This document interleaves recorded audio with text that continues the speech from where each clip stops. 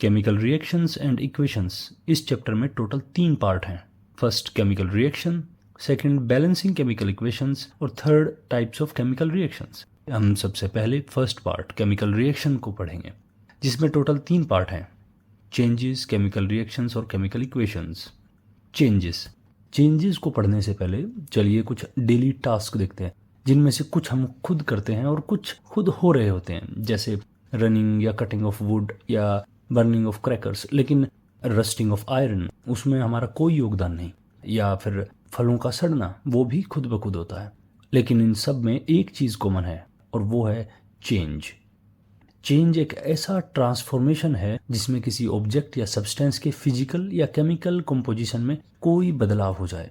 Change भी हमारे पास 2 तरह के हैं, एक फिजिकल चेंज और दूसरा केमिकल चेंज।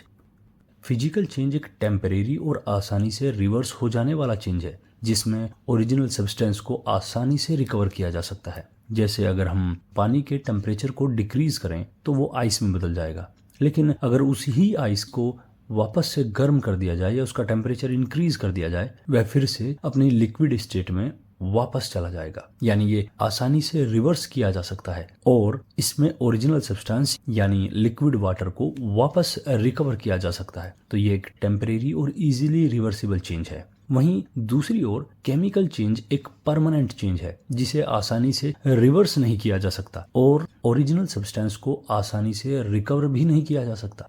जैसे बर्निंग ऑफ वुड, लकड़ी को जलाएं तो हमें मिलती है एशेस यानी राख, लेकिन हम वापस राख से एशेस से लकड़ी को नहीं बना सकते। इसका मतलब इसे रिवर्स नहीं किया जा सकता। ये एक परमानेंट चेंज है, एक बार हो गया सो हो गया, तो इसमें ओरिजिनल सब्सटेंस को रिकवर नहीं किया जा सकता। वहीं फिजिकल चेंज में कोई नया सब्सटेंस नहीं बनेगा। जो भी सब्सटेंस बनेगा उसकी प्रॉपर्टी ओरिजिनल सब्सटेंस जैसी ही होगी। जैसे लकड़ी को काट दें तो हमें फाइनली लकड़ी ही मिलने वाली है, बस उसकी शेप या साइज में चेंज हो सकता है। यानी फाइनल सब्सटेंस जो हमें मिला है वो इनिशियल सब्सटेंस जैसा ही है। इसीलिए ऐसा कभी नहीं हो सकता लकड़ी को काटें तो उससे कबूतर निकल जाए, ऐसा बिल्कुल नहीं होगा। यानी फिजिकल चेंज एक ऐसा चेंज है जिसमें कोई नया सब्सटेंस कभी नहीं बन सकता। वहीं दूसरी ओर केमिकल चेंज में हमेशा एक नया सब्सटेंस बनेगा जिसकी फिजिकल और केमिकल प्रॉपर्टी ओरिजिनल सब्सटेंस से बिल्कुल अलग होगी। फॉर एग्जाम्पल, हाइड्रोजन गैस को ऑक्सीजन गैस के साथ मिलाया जाए तो हमें मिलता है वाटर,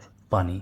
लेकिन हम पानी से वापस हाइड्रोजन और ऑक्सीजन गैस को आसानी से नहीं निकाल सकते। उसके लिए बहुत ही कॉम्प्लिकेटेड प्रोसेस लगेगा और उसे हम कहते हैं इलेक्ट्रोलिसिस। इलेक्ट्रोलिसिस में 2 इलेक्ट्रोड वाटर के अंदर डालकर उनसे अलग अलग रोड्स पर ऑक्सीजन और हाइड्रोजन को कलेक्ट किया जाएगा। फाइनली हमने जाना फिजिकल चेंज और केमिकल चेंज में डिफरेंस। चलिए फिजिकल चेंज को समराइज करते हैं। फिजिकल चेंज एक टेम्परेरी इजीली रिवर्सिबल चेंज है जिसमें ओरिजिनल सब्सटेंस को आसानी से रिकवर किया जा सकता है और जो नया सब्सटेंस बनेगा उसकी प्रॉपर्टी ओरिजिनल सब्सटेंस जैसी ही होने वाली है। वहीं दूसरी ओर केमिकल चेंज एक permanent not easily reversible change है जिसमें ओरिजिनल सब्सटेंस को रिकवर बिल्कुल नहीं किया जा सकता और केमिकल चेंज के दौरान जो भी नया सब्सटेंस हमें मिलेगा उसकी प्रॉपर्टी ओरिजिनल सब्सटेंस से बिल्कुल अलग होगी। लेकिन फिजिकल और केमिकल चेंज के समय कुछ प्रॉपर्टीज हैं जो चेंज होती हैं, जिनसे हम ये पता कर सकते हैं कि ये चेंज फिजिकल है या फिर केमिकल है। जैसे फिजिकल चेंज के दौरान शेप चेंज हो सकती है। बड़ी बड़ी लकड़ियों को काट कर छोटे छोटे पीसेज में बदल दें, ये एक फिजिकल चेंज है और इसमें शेप और साइज दोनों ही बदल गए हैं। वहीं अगर वाटर के अंदर कुछ ड्रॉपलेट्स ब्लू इंक की अगर डालें तो पूरे के पूरे पानी का कलर चेंज हो सकता है। यानी फिजिकल चेंज के समय कलर भी चेंज होने की संभावना है। वहीं स्टेट चेंज भी हो सकता है, जैसे मेल्टिंग ऑफ आयरन। आयरन को मेल्ट करें तो फाइनली हमें मिलता है molten iron. Still it is iron. कोई प्रॉपर्टी में चेंज नहीं हुआ है, यानी इसकी सिर्फ फिजिकल प्रॉपर्टी में चेंज हुआ है। ये अभी भी आयरन ही है। जो आयरन अभी सॉलिड था वह अब लिक्विड स्टेट में चेंज हो गया है। At last size. Physical change के समय साइज भी चेंज हो सकता है। जैसे कटिंग ऑफ हेयर, बालों को काटने पर हमारे हेयर का साइज थोड़ा कम हो जाता है। ये भी एक फिजिकल चेंज है। यानी हमने देखा फिजिकल चेंज में टोटल 4 फिजिकल प्रॉपर्टी चेंज हो सकती हैं, शेप, कलर, स्टेट या फिर साइज। चलिए फिजिकल चेंज के कुछ एग्जाम्पल देखते हैं। Folding of paper, crushing of can, breaking of chocolate, cutting of wood, breaking of glass या मेल्टिंग ऑफ आइस। ये सब फिजिकल चेंज के एग्जाम्पल हैं। दूसरी ओर केमिकल चेंज के समय भी कुछ प्रॉपर्टी चेंज हो सकती हैं, जैसे स्टेट। कोई चीज सॉलिड है वो लिक्विड हो सकती है या लिक्विड से सॉलिड में भी कन्वर्ट हो सकती है। हमने एक एग लिया और उसको बॉईल करना शुरू किया। शुरुआत में उसका योक जो लिक्विड रहा होगा, बॉईल करने के बाद वह थोड़ा सा सेमी सॉलिड हो चुका है, यानी उसकी स्टेट में चेंज हो गया। दूसरी ओर केमिकल चेंज में कलर भी चेंज हो सकता है। इसका एक बेस्ट एग्जांपल है रस्टिंग ऑफ आयरन। लोहे में जंग लग जाने के बाद उसका कलर शाइनी नहीं रहता, रेडिश ब्राउन हो जाता है। यानी केमिकल चेंज में कलर भी चेंज हो सकता है। थर्ड प्रॉपर्टी है स्मेल। जब हमारे घरों में फ्रूट या वेजिटेबल्स सड़ने लगते हैं, उससे स्मेल आने लगती है, जो एक परफेक्ट एग्जांपल है कि केमिकल चेंज के समय स्मेल भी चेंज हो सकती है। Fourth property emission of heat and light. Chemical change में हीट और लाइट भी एमिट की जा सकती है। इसका बेस्ट एग्जांपल है कंबशन ऑफ फ्यूल। जितना भी फ्यूल है उसको बर्न करने पर, कोल, पेट्रोलियम प्रोडक्ट्स, डीजल, वुड, कुछ भी जलने पर हीट और लाइट जनरेट हो सकती है। तो ये भी एक केमिकल चेंज की प्रॉपर्टी है। Precipitate formation. प्रेसिपिटेट वर्ड आपको कंफ्यूज कर सकता है। प्रेसिपिटेट है एक इनसोल्यूबल सब्सटेंस जो कभी भी सोलवेंट के अंदर घुल नहीं पाता, जो नीचे सेटल हो जाता है। केमिकल चेंज के समय कोई ऐसा सब्सटेंस भी जनरेट हो सकता है जो प्रेसिपिटेट की तरह नीचे बीकर में सेटल हो जाए। और लास्ट प्रॉपर्टी है एमिशन ऑफ गैसेस। इसका बेस्ट एग्जांपल है फोटोसिंथेसिस या रेस्पिरेशन। फोटोसिंथेसिस के समय प्लांट कार्बन डाइऑक्साइड एब्जॉर्ब करके एटमॉस्फेयर में ऑक्सीजन रिलीज कर देते हैं, तो एक एमिशन ऑफ गैसेस यानी ऑक्सीजन गैस को एमिट किया जा रहा है। वहीं रेस्पिरेशन में ह्यूमन ऑक्सीजन को कंज्यूम करते हैं, कार्बन डाइऑक्साइड को एमिट कर देते हैं। तो यहाँ पर एमिशन ऑफ गैसेस एक प्रॉपर्टी है जो केमिकल चेंज के समय हमें दिखाई देती है। यानी अब हमारे पास टोटल 6 प्रॉपर्टीज हैं जो हमें केमिकल चेंज के होने के बारे में बता सकती हैं। चलिए कुछ केमिकल चेंज के एग्जांपल्स देखते हैं, जैसे कुकिंग ऑफ फूड या baking of bread, burning of would, photosynthesis, breathing या रस्टिंग ऑफ आयरन। ये सब एग्जांपल हैं केमिकल चेंज के। अब हमारे मन में एक डाउट आ सकता है। आप पूछ सकते हो कि सर, कुछ प्रॉपर्टी जो अभी हमने केमिकल और फिजिकल चेंज में पढ़ी, वे तो दोनों में ही चेंज हो रही थी। हम ये कैसे डिसाइड करेंगे कि ये एक फिजिकल चेंज है या फिर ये एक केमिकल चेंज है? जैसे कुछ कॉमन प्रॉपर्टी जो फिजिकल और केमिकल चेंज में चेंज हो रही हैं, वो है स्टेट, शेप, साइज, कलर या टेम्परेचर। तो हम ये कैसे पता करें कि ये एक फिजिकल चेंज है या फिर केमिकल? इसके लिए 3 पॉइंट इंपॉर्टेंट है।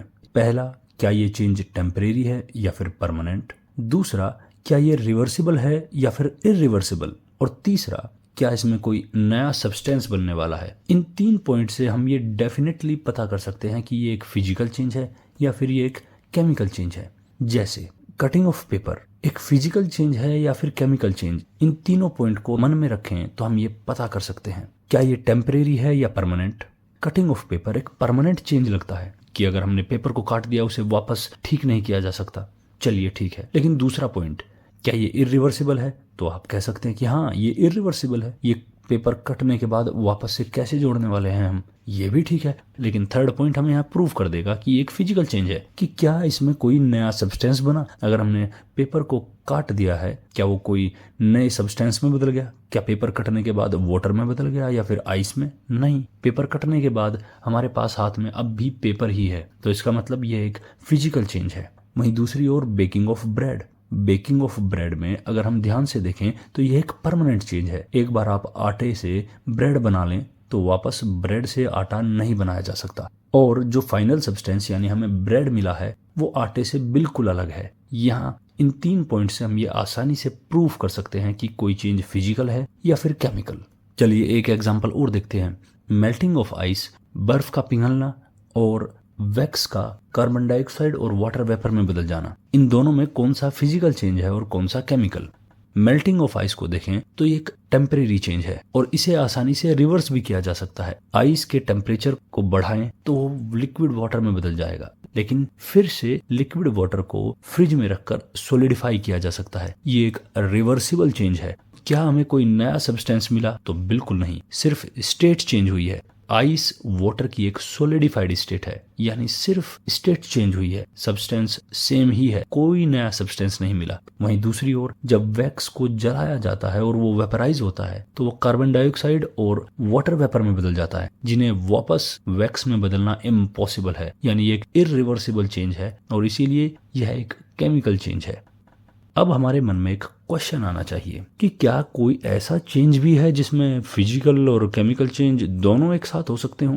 तो जी हाँ, एक ऐसा चेंज भी है और वो है बर्निंग ऑफ कैंडल। इसमें फिजिकल और केमिकल चेंज दोनों एक साथ होंगे। जैसे फिजिकल चेंज में हमने पढ़ा कि कोई नया सब्सटेंस नहीं बनेगा, तो ठीक है, जब कैंडल जल रही होती है तो उसका वैक्स सॉलिड से लिक्विड में बदल जाता है और वापस से सॉलिडिफाई होकर वैक्स में बदल जाएगा, यानी हमें पता चल गया कि कोई नया सब्सटेंस नहीं बना और ये एक रिवर्सिबल प्रोसेस है। वैक्स पहले लिक्विड वैक्स में बदला और फिर वापस से सॉलिडिफाई हो गया, तो यहाँ पर यह एक फिजिकल चेंज है। वहीं दूसरी ओर वैक्स का कुछ पार्ट कार्बन डाइऑक्साइड और वाटर वेपर में बदलकर एटमॉस्फेयर में कहीं घुल जाता है, तो ये एक केमिकल चेंज हुआ, क्योंकि इसे रिवर्स नहीं किया जा सकता। कार्बन डाइऑक्साइड और वाटर वेपर को वापस वैक्स में कन्वर्ट नहीं किया जा सकता। तो यहाँ हमने जाना कि बर्निंग ऑफ कैंडल एक ऐसा चेंज है जिसमें फिजिकल और केमिकल चेंज दोनों एक साथ हो रहे हैं।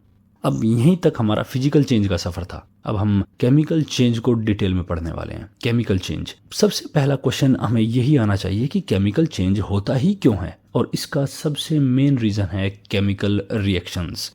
केमिकल रिएक्शन एक ऐसा प्रोसेस जिसमें एक या एक से ज्यादा सब्सटेंस कंबाइन होकर एक या एक से ज्यादा नए सब्सटेंस को जन्म देते हैं, उसे हम केमिकल रिएक्शन कहेंगे। The process in which one or more substance combine to form one or more new substance is called chemical reaction. For example, hydrogen और ऑक्सीजन गैस को अगर मिलाया जाए तो हमें मिलता है वाटर, लेकिन हाइड्रोजन और ऑक्सीजन गैस को मिलाते ही इनकी ओरिजिनल प्रॉपर्टी गायब हो जाती है, क्योंकि ये एक केमिकल चेंज है और केमिकल चेंज होता है केमिकल रिएक्शन की वजह से। हाइड्रोजन गैस और ऑक्सीजन गैस मिलकर हमें देते हैं वाटर। हाइड्रोजन गैस और ऑक्सीजन गैस दोनों की प्रॉपर्टी वाटर से बिल्कुल अलग है। हाइड्रोजन एक कलरलेस फ्लेमेबल गैस है और वहीं oxygen colourless non flammable gas है। फ्लेमेबल और नॉन फ्लेमेबल गैस मिलकर हमें वाटर देती हैं। पहले हम ये समझें कि फ्लेमेबल का मतलब क्या है। जो भी फ्यूल है जो जल सकता है उसे हम कहते हैं फ्लेमेबल, और नॉन फ्लेमेबल जो नहीं जल सकता।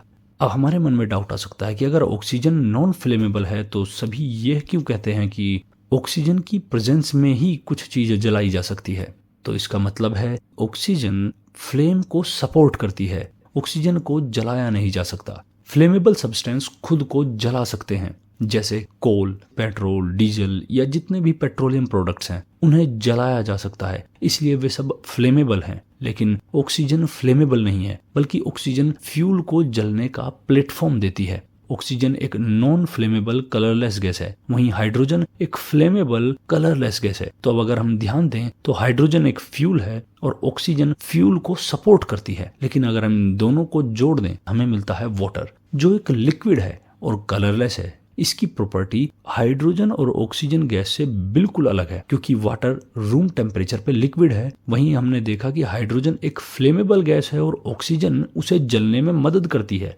इन दोनों के बिल्कुल विपरीत वाटर आग को बुझाने का काम करता है, यानी इसकी प्रॉपर्टी इनिशियल सब्सटेंस से बिल्कुल अलग हो गई है, और यही है केमिकल रिएक्शन।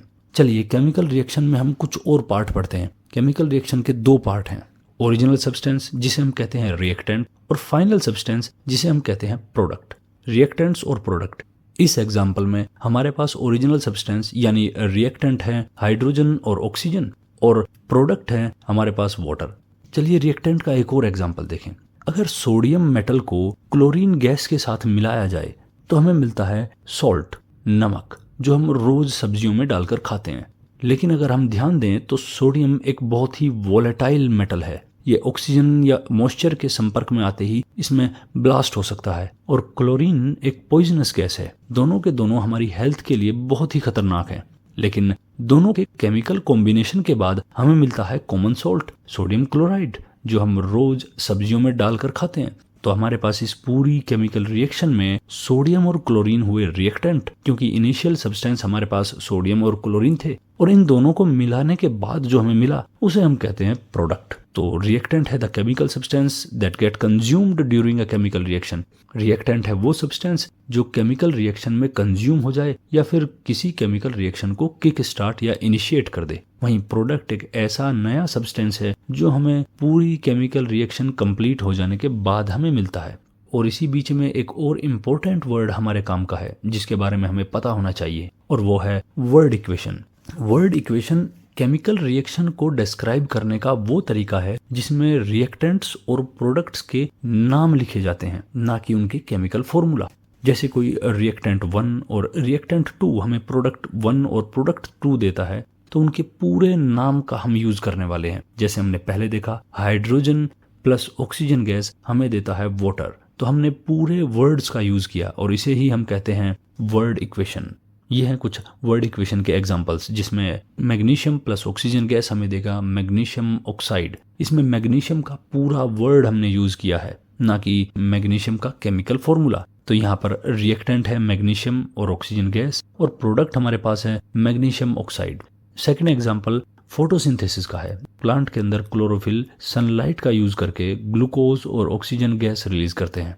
इस प्रोसेस को हम फोटोसिंथेसिस कहते हैं। The process by which green plant convert carbon dioxide and water into food and oxygen using energy from sunlight.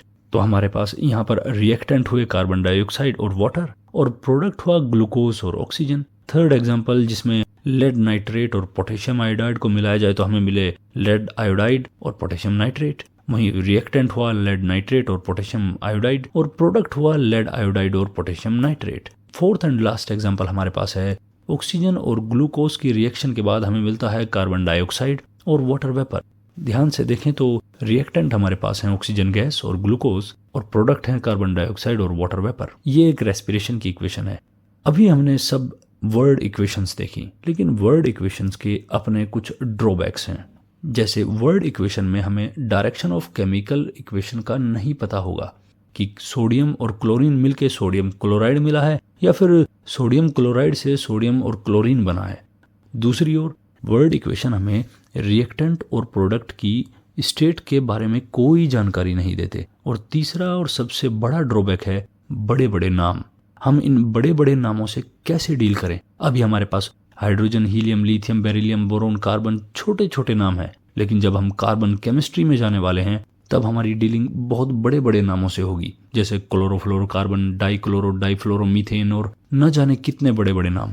तब वर्ड इक्वेशन पूरी तरह फेल हो जाएगी, और इसीलिए हमें ज़रूरत थी किसी नए तरीके की, और वो तरीका बना भी, और उसका नाम हुआ केमिकल इक्वेशन। केमिकल इक्वेशन एक सिंबॉलिक रिप्रेजेंटेशन है रिएक्टेंट और प्रोडक्ट का। अगर ध्यान दें तो ऑक्सीजन को O2 इतना छोटा एब्रीविएशन में लिखा जा सकता है, एक केमिकल सिंबल की फॉर्म में, और वहीं ग्लूकोज का सिंबल है C6H12O6। कार्बन डाइऑक्साइड को CO2 और वाटर को H2O। केमिकल इक्वेशन ने इन सभी बड़े बड़े नामों को इतनी छोटी सी इक्वेशन में समेट कर रख दिया है। ये हैं कुछ एग्जांपल्स जिसमें sodium plus water sodium hydroxide और हाइड्रोजन देगा। ये एक वर्ड इक्वेशन है, लेकिन हम इसे छोटे से केमिकल सिंबल्स में लिखकर केमिकल इक्वेशन में बना सकते हैं। लेकिन अब हमारे मन में डाउट आ सकता है, ऐसा केमिकल इक्वेशन में क्या है जो उसे वर्ड इक्वेशन से बेटर बनाता है? पहला कि केमिकल इक्वेशन हमें रिएक्टेंट और प्रोडक्ट की स्टेट्स के बारे में साफ साफ जानकारी देता है। जैसे G, L, S और AQ, ये सब सिंबल हमें जानकारी देंगे कि हमारे रिएक्टेंट और प्रोडक्ट सॉलिड, लिक्विड, गैस या एक्वस सॉल्यूशन तो नहीं है। For example hydrogen plus oxygen हमें वाटर देंगे। हाइड्रोजन के साथ G, ऑक्सीजन के साथ G और वाटर के साथ L लगाकर हम ये सिंबॉलिक रिप्रेजेंटेशन कर सकते हैं कि हाइड्रोजन और ऑक्सीजन एक गैस हैं और वाटर लिक्विड। यानी हमें अब यहाँ अपने रिएक्टेंट और प्रोडक्ट की स्टेट में पूरी क्लैरिटी है कि वह सॉलिड, लिक्विड या गैस में से क्या है। अब कुछ लोगों को AQ यानी एक्वस सॉल्यूशन कंफ्यूज कर सकता है। चलिए एक्वस सॉल्यूशन को भी जानें। ये कोई मुश्किल टर्म नहीं है। एक्वस सॉल्यूशन किसी भी सब्सटेंस का वो सॉल्यूशन है जिसमें सॉल्वेंट वाटर होगा। फॉर एग्जाम्पल वाटर के अंदर थोड़ा सा सॉल्ट ऐड कर दें तो हम उसे सॉल्ट का एक्वस सॉल्यूशन कहेंगे। केमिकल इक्वेशन का दूसरा सबसे बड़ा बेनिफिट है कि वह हमें डायरेक्शन ऑफ केमिकल रिएक्शन बताती है। जिससे हमें रिएक्टेंट और प्रोडक्ट्स को पहचानने में बहुत आसानी होती है। केमिकल इक्वेशन हमें एक सिंगल एरो से केमिकल रिएक्शन की डायरेक्शन बताती है, जिससे हमें रिएक्टेंट और प्रोडक्ट की एकदम साफ जानकारी मिलती है। जैसे हाइड्रोजन और ऑक्सीजन एरो की टेल की तरफ है, जो भी सब्सटेंस एरो की टेल की तरफ होगा वह रिएक्टेंट होगा और एरो के हेड की तरफ प्रोडक्ट। अब हम चलते हैं वर्ड इक्वेशन की थर्ड प्रॉब्लम की तरफ। वर्ड इक्वेशन में हमने देखा कि डाइक्लोरो डाइफ्लोरोमीथेन या क्लोरोफ्लोरोकार्बन या कार्बन कंपाउंड्स के बड़े बड़े नाम से हमें जूझना पड़ रहा था, लेकिन केमिकल इक्वेशन ने इसे भी सोल्व कर दिया। जैसे डाइक्लोरो डाइफ्लोरोमीथेन को Cl2F2C एक छोटे से केमिकल फॉर्मूला में बांध कर रख दिया और इससे हमें केमिस्ट्री के बड़े बड़े नामों से छुटकारा मिल गया। केमिकल इक्वेशन का अब फोर्थ और लास्ट और सबसे इंपॉर्टेंट बेनिफिट है कि केमिकल इक्वेशन रिएक्टेंट्स और प्रोडक्ट्स को बैलेंस करके law of conservation of mass को इंटैक्ट रखती है। यह सुनने में जितना मुश्किल है उतना ही इंपॉर्टेंट सेंटेंस है। केमिकल इक्वेशन हमें बताती है कि रिएक्टेंट के पास जितने नंबर ऑफ एटम होंगे उतने नंबर ऑफ एटम प्रोडक्ट के पास होने आवश्यक हैं। Number of atom in all reactants must be equal to the number of atom in all products. लेकिन इस फोर्थ पॉइंट को समझने से पहले हमें समझना होगा law of conservation of mass को। Law of conservation of mass, इससे पहले कि हम इसकी डेफिनेशन तक पहुंचे, हम एक एग्जाम्पल से समझते हैं। अगर हमारे पास 1 kg मैंगो है और 1 kg मिल्क और 1 kg शुगर, तीनों को ब्लेंड करने पर हमें क्या लगता है कितने kg मैंगो शेक मिलने वाला है? 1, 2, 5, 3, 4 या 10 kg, कितना kg मैंगो शेक हमें मिलेगा? तो ब्लेंडिंग के बाद हमें पता चला कि टोटल 3 kg मैंगो शेक हमें मिलने वाला है और यही है law of conservation of mass. Law of conservation of मास कहता है कि जो मास हमारे पास रिएक्टेंट साइड पे है उतना ही मास हमारे पास प्रोडक्ट साइड में होना जरूरी है। जैसे बर्निंग ऑफ वुड, अगर हमने लकड़ी को जलाया तो जलाने के बाद हमें मिलती है एशेस यानी राख। अगर हम एशेस यानी राख का मास कैलकुलेट करें तो हम पाएंगे कि उसका मास वुड से काफी कम है। तो यहाँ तो law of conservation of mass fail कर जाएगा। जी नहीं, हम अगर ध्यान से देखें तो पता करेंगे कि लकड़ी के जलने पर उससे carbon dioxide, carbon monoxide, water vapour और वेरियस गैसेस उससे निकलती रही और तब जाकर थोड़ी बहुत एशेस हमारे पास बची। यानी अगर एक क्लोज सिस्टम में हम इस केमिकल रिएक्शन को कराते तो डेफिनेटली लकड़ी का मास बिफोर बर्निंग और आफ्टर बर्निंग मास में कोई चेंज नहीं होने वाला था और इसे ही हम कहते हैं law of conservation of mass. यानी number of atoms in reactants will always be equal to the number of atoms in product. और यहां से हम समझते हैं law of conservation of mass. Mass can neither be created nor be destroyed in a chemical reaction. यानी जो मास chemical reaction शुरू होने से पहले हमारे पास है, केमिकल रिएक्शन हो जाने के बाद प्रोडक्ट साइड में भी वही मास हमारे पास होगा। Hence, the number of atoms of an element in reactants is always equals to the number of atoms of the same element in product. Law of conservation of mass को discover करने वाले scientist थे एंटोनी लेवेजियर, जिन्हें father of modern chemistry भी कहा जाता है, क्योंकि उन्होंने ही हमें बताया कि रस्टिंग और कंबशन का कारण ऑक्सीजन है और उन्होंने ही हाइड्रोजन और ऑक्सीजन को उनके नाम दिए। और एंटोनी लेवेजियर ने ही हमें बताया कि वाटर कोई एलिमेंट नहीं है, वाटर एक कंपाउंड है जो हाइड्रोजन और ऑक्सीजन से मिलकर बना है। और law of conservation of mass को तो इन्होंने डिस्कवर किया ही था। हालांकि इनकी डेथ बड़ी ट्रेजिक रही। फ्रेंच रिवॉल्यूशन के दौरान इनकी हाइट गिलेटिन से 1 फीट कम कर दी गई थी। At last law of conservation of mass states the mass can neither be created nor be destroyed in a chemical reaction, or the total mass of reactants before a chemical reaction must be exactly equal to the total mass of product after the reaction. लेकिन law of conservation of mass हमारा रास्ता यहीं तक नहीं छोड़ता है।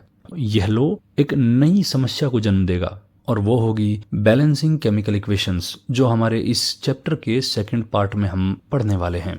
धन्यवाद।